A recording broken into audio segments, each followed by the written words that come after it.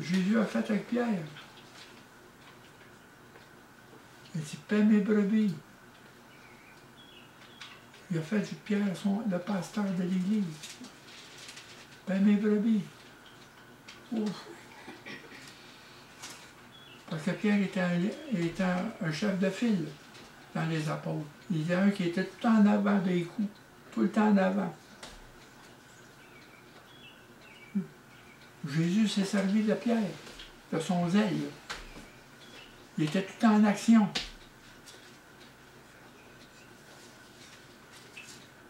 Paul, c'est quelqu'un de réflexion. C'est un docteur de la loi. Puis, après ça, il dit, je te donnerai les clés du royaume des cieux. Ce que tu lieras sur la terre sera lié dans les cieux, et ce que tu délieras sur la terre sera délié dans les cieux.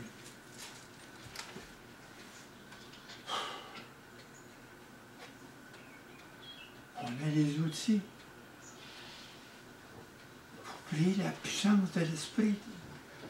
La puissance. La puissance. Pas juste seulement de recevoir, il nous a donné des outils. Et l'Église a fait défaut là-dessus. Depuis le début.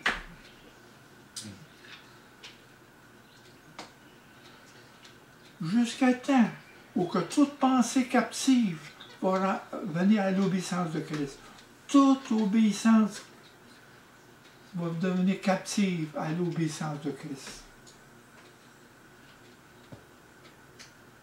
À ce moment-là, les puissances vont être relâchées. Quand il dit, je vais ouvrir une porte, et cette porte ne sera pas fermée, parce que tu as gardé ma parole, et tu n'as pas renié mon nom, je vais ouvrir une porte qui ne se fermera jamais. On est en train d'apprendre, l'Église. Dieu est en train de travailler avec nous en ce moment, avec son Église, avec le corps du Christ. C'est la bergerie, le royaume de Dieu sur la terre. C'est le corps du Christ.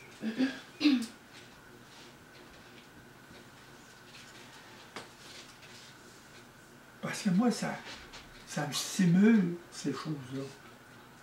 Je veux que chacun de vous soit stimulé. Je n'interprète pas. Je dis la parole. La parole s'explique par elle-même. Vous avez vu tout à l'heure, on s'en va tard. Il répète les mêmes choses, d'une autre manière, pour qu'on puisse comprendre. C'est ça qu'a fait la parole.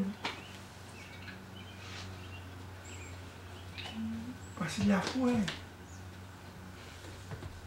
c'est une ferme assurance dans les choses dans lesquelles on espère, dans les promesses de Dieu. Une démonstration des choses qu'on ne voit pas, des choses à venir.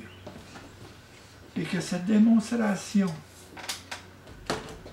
de la foi, elle devient une réalité des choses invisibles.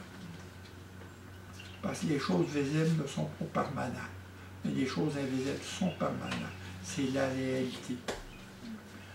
Quand je vous ai dit tout à l'heure, prédestin, fidèle supplémentum, les yeux de la foi me font voir des choses que mes sens ne font défaut. Sensum defectui. Ça, je ne sais pas pourquoi j'ai retenu ça en latin. J'ai tout le temps retenu ça, même avant que je vienne en Christ. Ça a tout le temps été. La foi, c'est pas de comprendre, c'est de croire. Puis suivre. Puis suivre. Une fois engagé, suivre.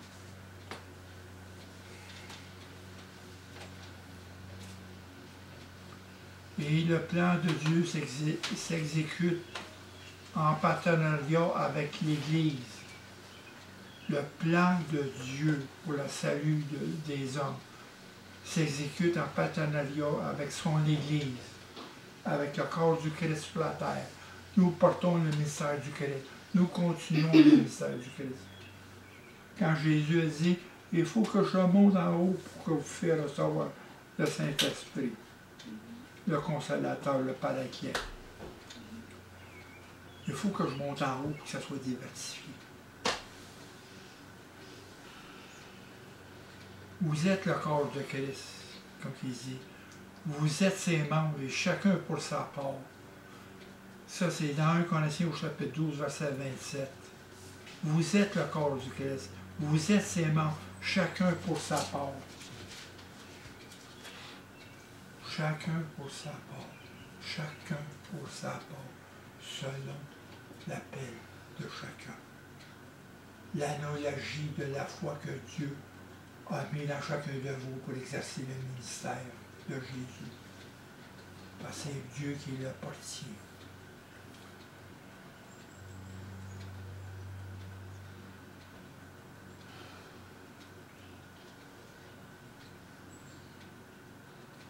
Oui.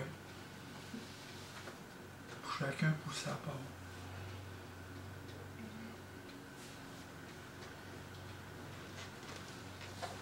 Tu sais, il ne faut pas regarder, moi je dis tout le temps, il ne faut pas regarder l'autre bord de la chaise, l'autre rangée, l'autre personne. Regarde-toi.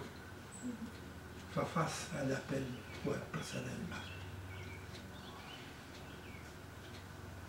Si l'un ne répond pas encore son appel, va l'aider, mais regarde-toi premièrement.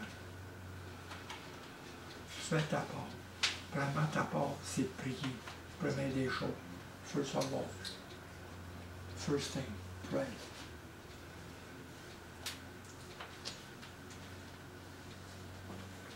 Et après ça, au verset 18, dans 1 Corinthiens 12, maintenant, Dieu a placé chacun des membres dans le corps comme il a voulu.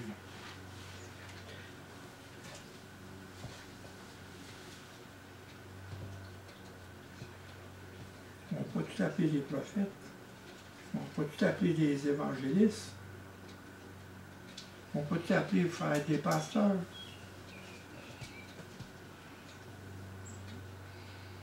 Dieu nous a donné un appel pour le service, pour servir dans le corps, pour appuyer l'un pour l'autre.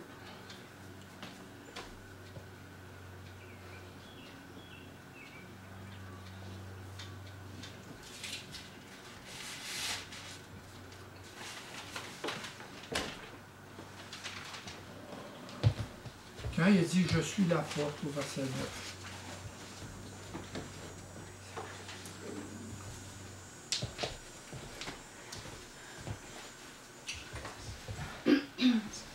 je suis la porte.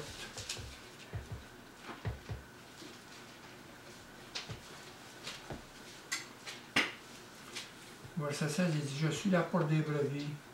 Il répète « Je suis » encore verset 9, la porte. Quelqu'un entre par moi, il sera sauvé. Quand Jésus dit « Je suis la porte », quelqu'un entre par moi, il sera sauvé. Je suis le chemin, la vérité et la vie. Nul ne vient au Père que par moi. C'est seulement par lui que nous font venir au Père.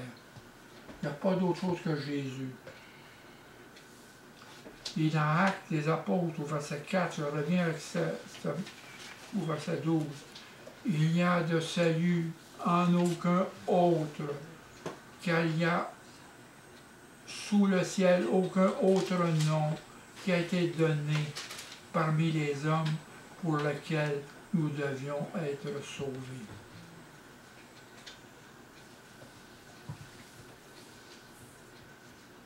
Je suis la porte.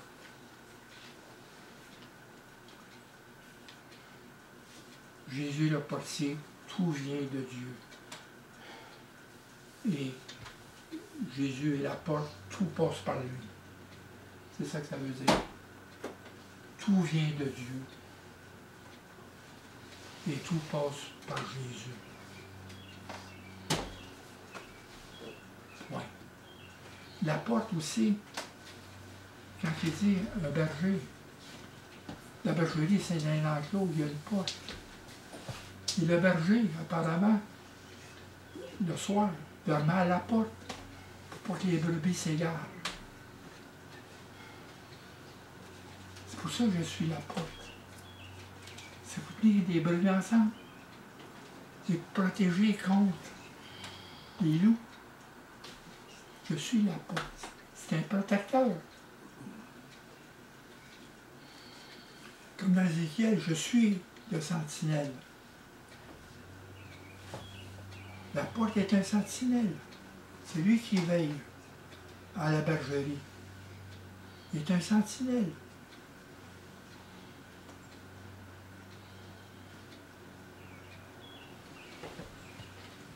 Puis au verset 2, il dit, au verset 9,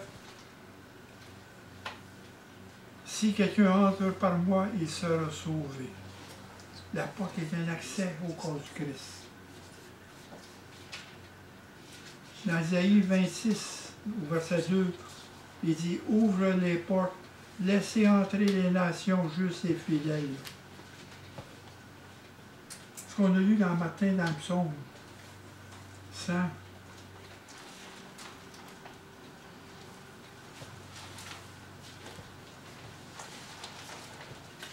Ça, j'ai dit de retenir ça.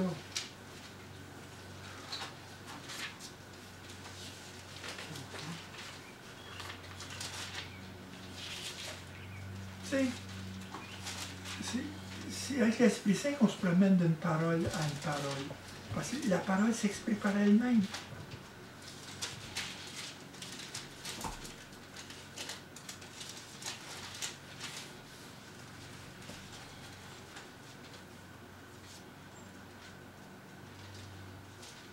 La parole s'explique. On est là le matin. Nous sommes son peuple, le troupeau de son pâturage, entrés dans ses portes avec des louanges, dans ses parvis avec des cantiques. Entrés par ses portes. Qu'est-ce que tu lis, là? Ça, c'est le psaume 100. 100, ok. Qu'est-ce qu'on a lu là le matin? OK. Si je vais trop vite, arrêtez-moi. Là. Parce que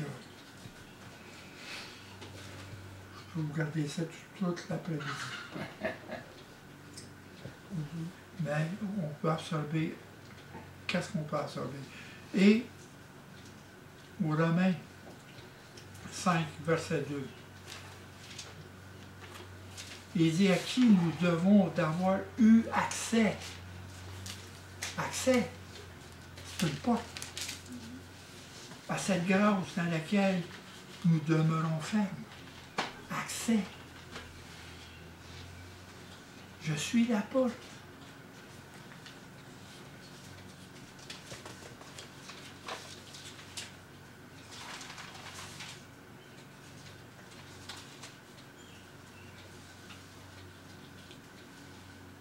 Et Jésus a dit, dans Matthieu 5, 20,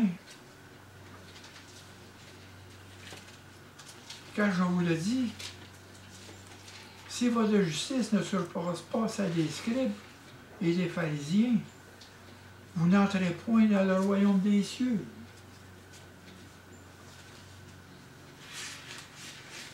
Quand je suis dit, je suis la porte, si quelqu'un entre par moi, il sera sauvé. Mais quand Jésus a dit, quand il dit ici, au début, en vérité, je vous le dis, celui qui entre pas par la porte dans la bergerie, mais qui monte par ailleurs, est un voleur et des brigands. Et au verset 8, tous ceux qui sont venus avant moi sont des voleurs et des brigands, mais les brebis ne l'ont point écouté. Jésus est notre entrée dans le royaume. Les scribes et les pharisiens sont les voleurs et les brigands. Ceux qui sont venus avant moi, ce sont les pharisiens, les brigands, les sacrificateurs qui ont défié Israël, qui l'ont éloigné de la désobéissance de Dieu. Israël a désobéi à Dieu. À cause de ces pharisiens, à cause de ces scribes. Jésus a dit, vous êtes des sépulcres blanchis. Vous paraissez bien à l'intérieur, mais à l'intérieur, vous n'êtes pas bien. Il dit, nettoyez votre coupe à l'intérieur. Ce sont eu des voleurs. Ce sont ceux qui ne sont pas entrés par la porte. Et dans nos temps, il y a encore des voleurs, des brigands qui marchent par la loi du péché et non par la loi de la grâce. Et qui obstruent l'accès au salut. Qui bloquent l'accès au salut, à la grâce de Dieu. Il y en a encore de ça. C'est pas d'aujourd'hui.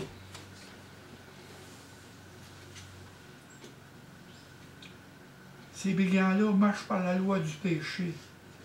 Ils mettent des fardeaux. Ils dérobent de la liberté. Ils ne donnent pas l'accès à la liberté qu'on a en Christ. La liberté qu'on a par la foi, par laquelle la grâce est venue à nous.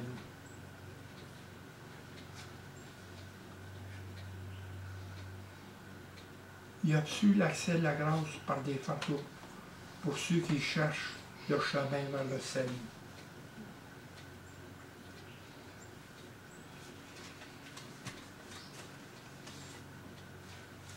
En Matthieu 7,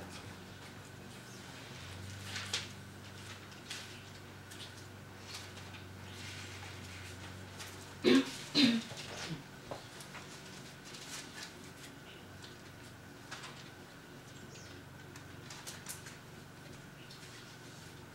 verset 15.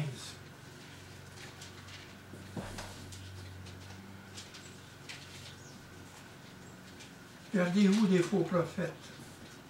Ils viennent à vous en vêtements de brebis, mais en dedans, ce sont des loups ravisseurs.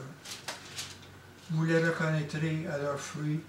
Cueille-t-on des raisins sur des épines ou des figues sur des sardons? Tout bon arbre porte de bons fruits.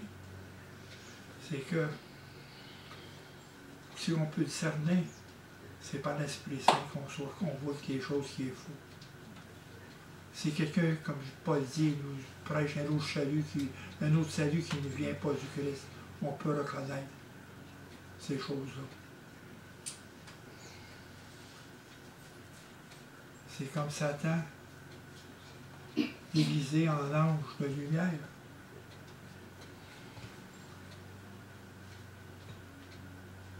Des faux apôtres, des faux ouvriers dans l'Église. Il y en a tout le temps eu. Il va tout le temps en avoir, de plus en plus il va en avoir.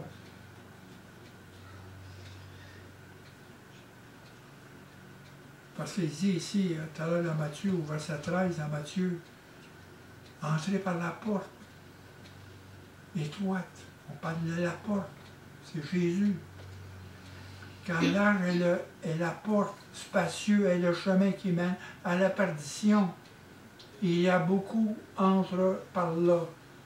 Mais étroite est la porte, resserrée le chemin qui mène à la vie. Comme je l'ai dit, encore là, la ligne entre les ténèbres et la lumière est tellement mince. Elle est tellement mince que par nous, par mégarde, on peut la traverser.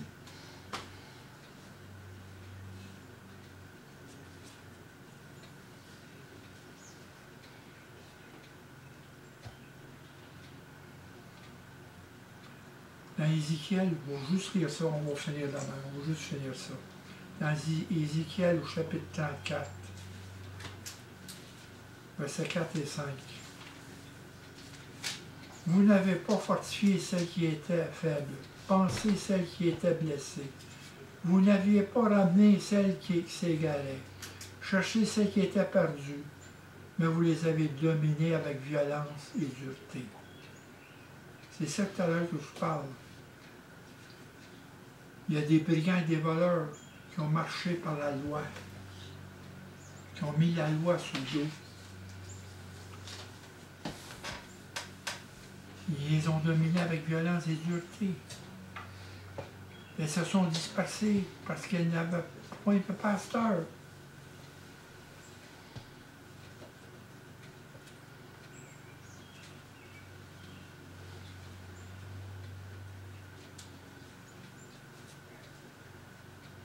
Ouais. C'est par l'Esprit Saint. Dans la prière.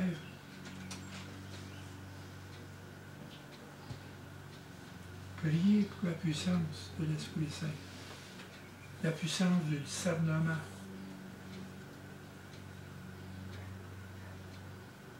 Où c'est que ça fausse dans l'Église? Il y a des loups qui sont là. On ne peut pas s'imaginer que ces loups-là sont là pour égorger, pour détruire l'œuvre de Dieu. Vraiment, c'est détruire l'œuvre de Dieu. Comme Satan, il a commencé par détruire la famille avec Adam et Ève. Ils ont détruit la cellule familiale. Il y avait des choses, ce qui fait dans le monde, détruit la cellule familiale.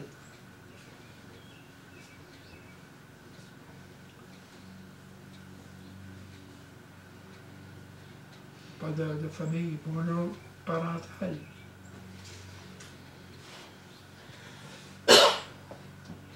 Ce sont l'agenda du Satan de détruire la cellule familiale. Qu'est-ce que Dieu a créé? L'ordre que Dieu a mis dans sa création. Il y a un ordre dans sa création. Et le démon, le Satan, est venu détruire cette création-là.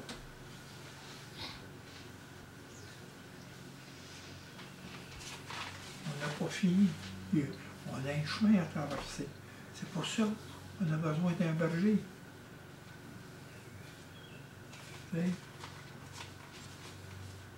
Parce qu'il dit dans Isaïe 53,6, nous étions tous errants comme des brebis. Nous étions tous errants comme des brebis.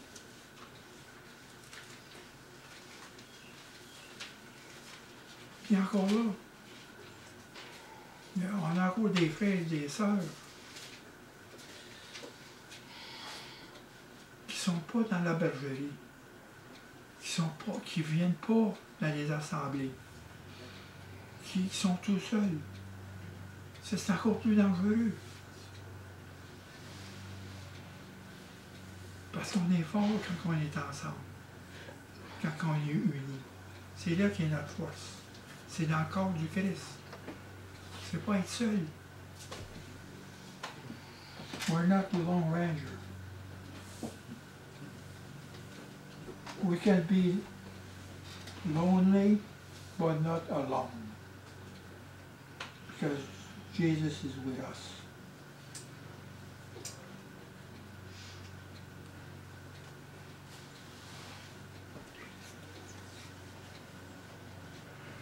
La semaine prochaine, on va continuer. Ça, c'est bon. Lisez Ézéchiel 34.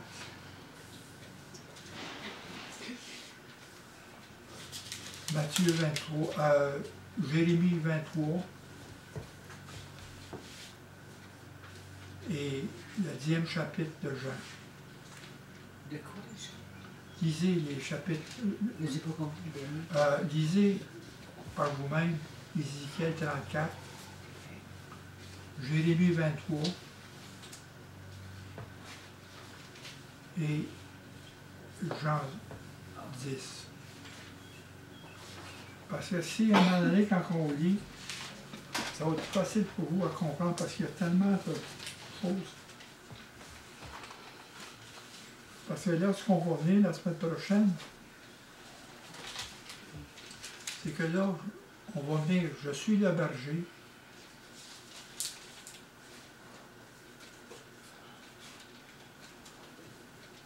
Et elle attendra ma voix. La voix. Ça, c'est une autre chose aussi. Attendre la voix du berger.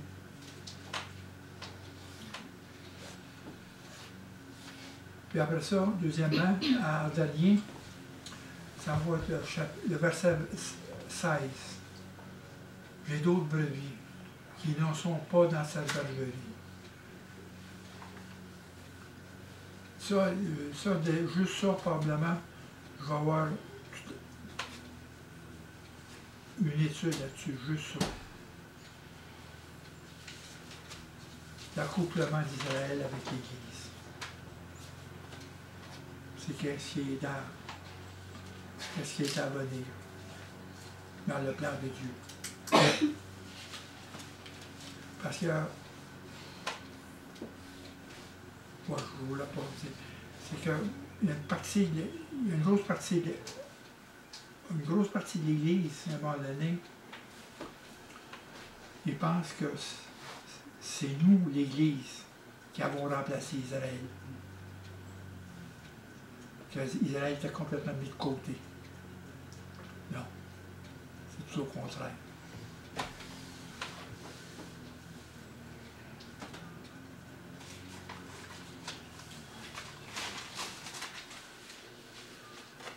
Seigneur, on te remercie, Seigneur, tes paroles ce matin. Et nous, Seigneur, pour que tes paroles s'éprouvent dans nous. En nous, Seigneur. Éclaire-nous. On va regarder cette parole durant la semaine. On va prier avant tout sur la parole, Seigneur, pour que tu nous éclaires avec ton Esprit Saint, Seigneur. Mettre les choses à ta lumière, Seigneur, selon ce que tu veux nous enseigner, Seigneur. Qu'est-ce qui vient de toi, Seigneur, et non pas qu'est-ce qui vient de notre propre interprétation, de notre rationnel, mais de notre intelligence, Seigneur, spirituelle, de notre connaissance spirituelle, afin qu'elle augmente, Seigneur, dans la connaissance de ton Fils, dans la connaissance de ton salut, Seigneur, dans la connaissance, Seigneur, du baptême de la repentance et du baptême de l'Esprit. Seigneur, c'est de toi qui vient toutes ces choses, et on te prie aussi, au nom de Seigneur Jésus-Christ, de nous emmener dans ta parole, dans la lumière de ta parole. Amen. Amen.